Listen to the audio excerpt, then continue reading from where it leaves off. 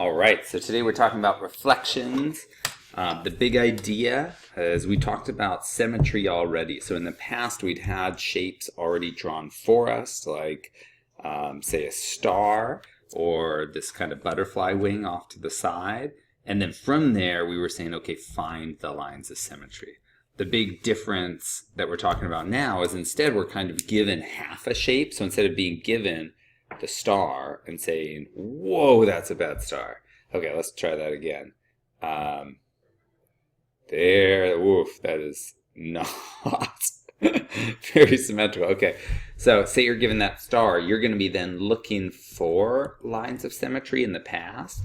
Now instead, you are given something like these triangles over here. And what you're going to be doing is saying, okay, if I reflect it over the mirror, the other side would look something like this. And that's just a ballpark sketch to start. And then we're going to talk about on a coordinate plane, how do you accurately move each point. But it also might be tricky like this second one where some of it is on the right already and some's on the left. So the part that's on the right will flip over to the left. The part that's on the left will flip over to the right, and we get something like that. And the end result, when you look at that line of reflection or line of symmetry, and we'll kind of use those two phrases right here, line of reflection and line of symmetry interchangeably. After you have your pre-image and your image and you look down that line of symmetry, it should look symmetrical on the left and right. Okay. All right. So just a quick review from chapter 3. You need to be able to graph specifically 3 types of lines. The most common are y equals a number, x equals a number, and y equals x, whether it's positive or negative. So I find it easiest for these 3 specific lines just to use a t-chart or example points. Otherwise, if you try and remember this one's the vertical one and that one's the horizontal one, people tend up switching them off and on. So what I do is for this first one, it's got y equals 5. I think that's every point where y is 5. So 1, 5, 0, 5, negative 3, 5. But once you have 3 or so points, you go over to your graph and you say, okay, so y equals 5 is the line between 0, 5, 1, 5, and negative 3, 5. So my line is right here. Okay.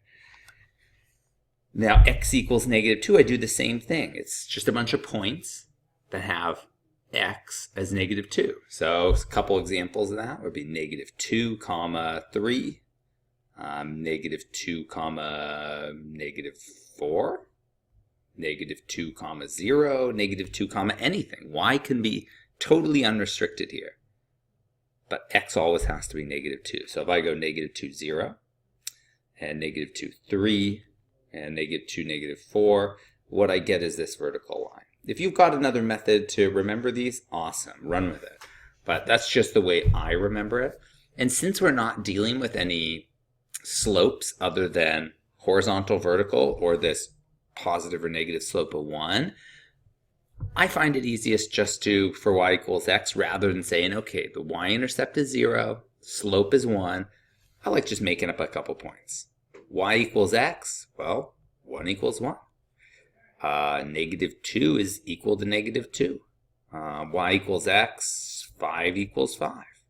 Right? And you can come up with as many examples as you want where y is the same as x, and so that's 1, 1, 5, 5, and negative 2, negative 2. Okay, and what I've gone ahead and done is on the next page, and we won't walk through it as this is just a review. I've gone ahead and put some step-by-step directions here.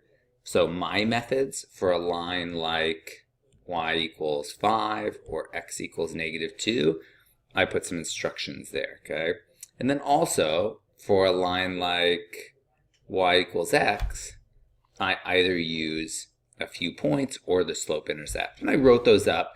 We won't go through them right now, but you can always check the notes and go through it later, okay?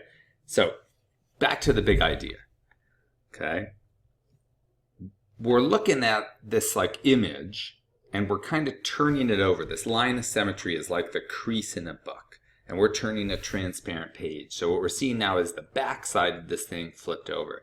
Or I like to think there's a lot of people, that go out march in the streets with signs. And so I like thinking like there's a transparent sign and somebody's got a polygon because that's their sign. It's a metaphor or something.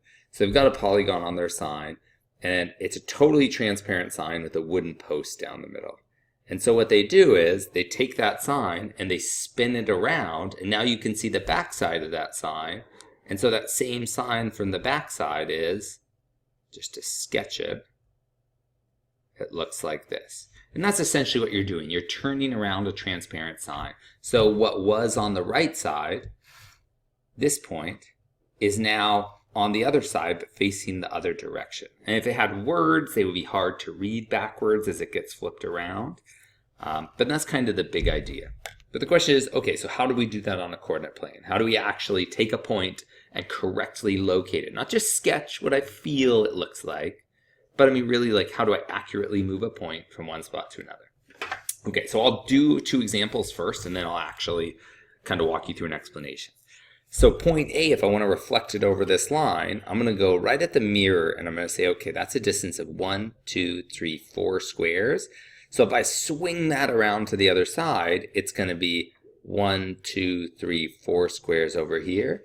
So we get A prime is over here.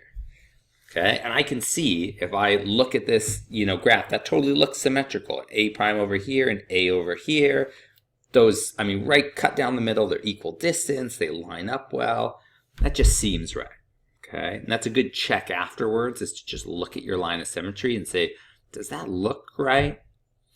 Okay, so for the second one, it's a little harder. So again, I'm gonna go straight at my line. If you're like, well, how do you know what's straight at the line? Like, we'll talk about the details in just a second. But we're gonna go straight at the line. Okay, and I'm going to say that's 1, 2, 3 diagonals. So I'm going to keep going in that direction, straight at the line, 1, 2, 3 diagonals, and B prime ends up over here. And I can't really do this right now, I don't think. Yeah, I can't twist this, but if I could just, well, let's try one last thing. Let's see, can I rotate this? Wow, I can rotate that.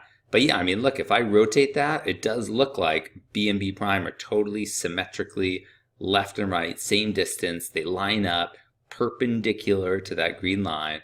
So I don't actually remember. I think it was something like, there we go. All right.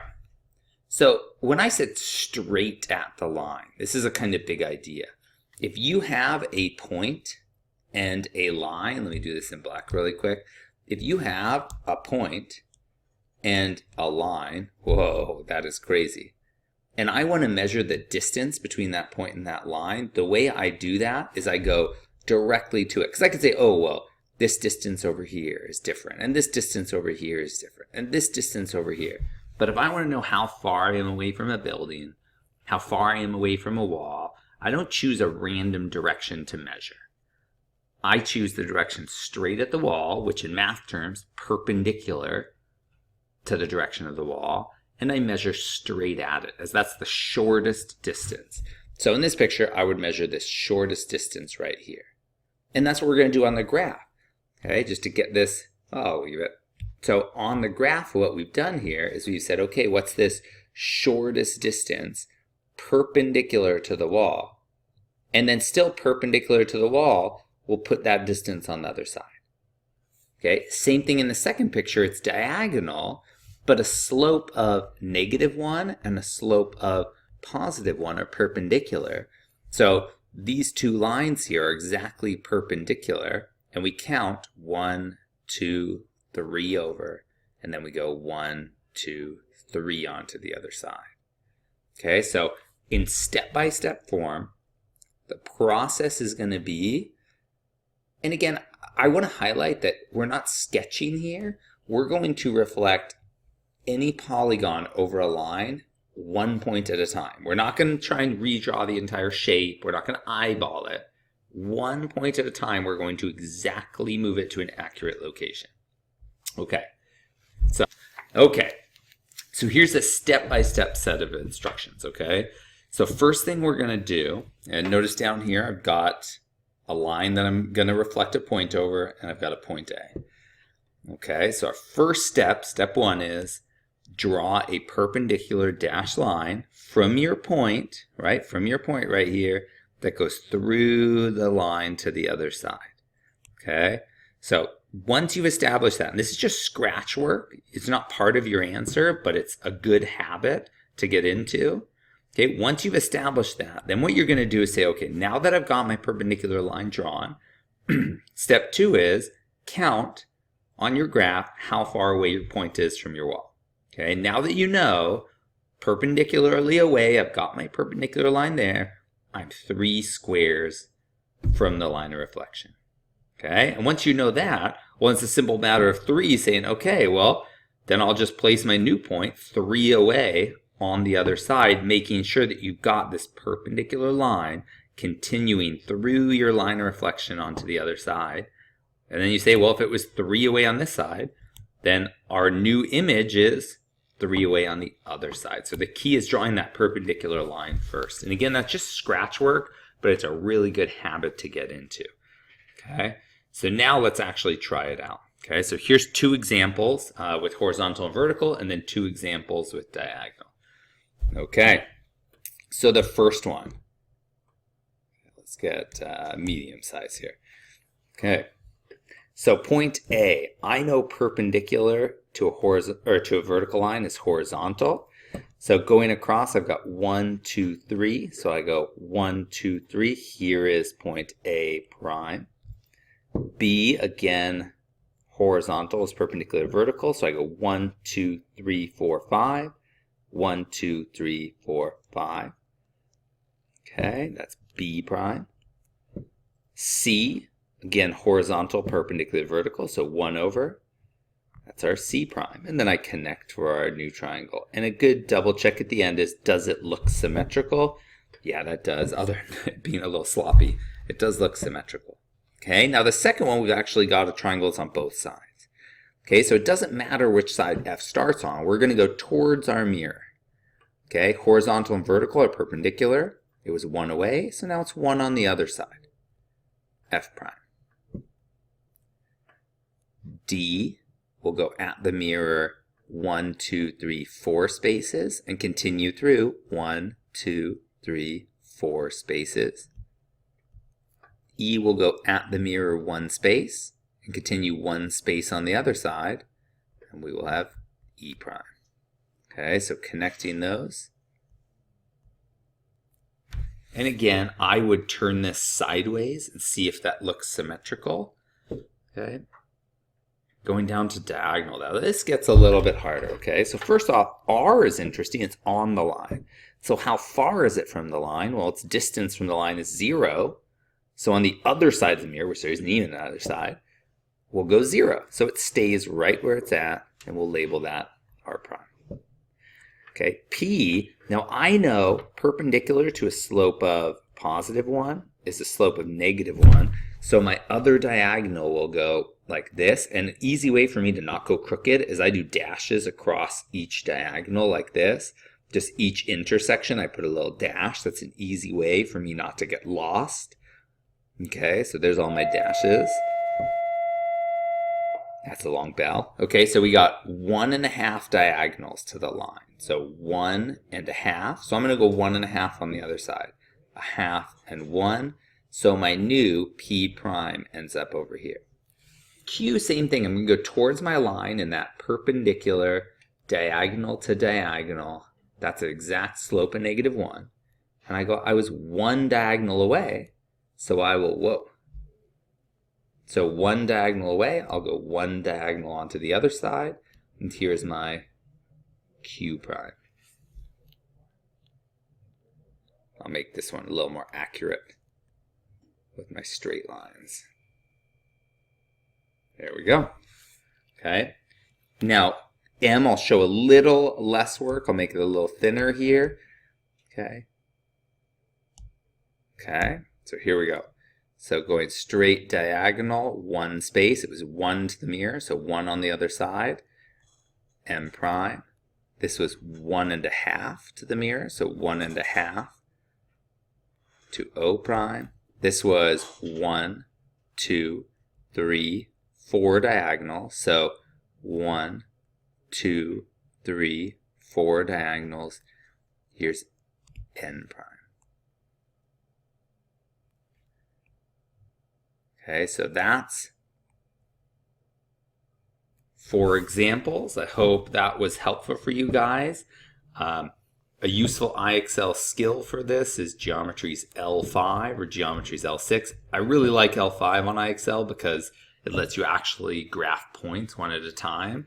And yeah, that's it. I hope you enjoyed it. Get some good practice.